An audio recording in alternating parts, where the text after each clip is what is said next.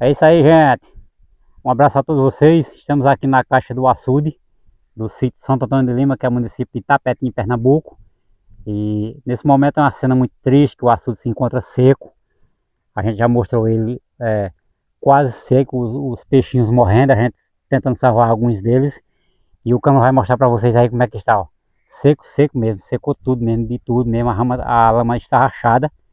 E nesse vídeo, gente, a gente vai pedir a você que você tenha uma paciênciazinha, escuta e assista até o final, que a gente vai deixar um trechinho lá no final. O açude foi no ano que ele sangrou, em 2021, para você ver que maravilha, esse açude sangrando.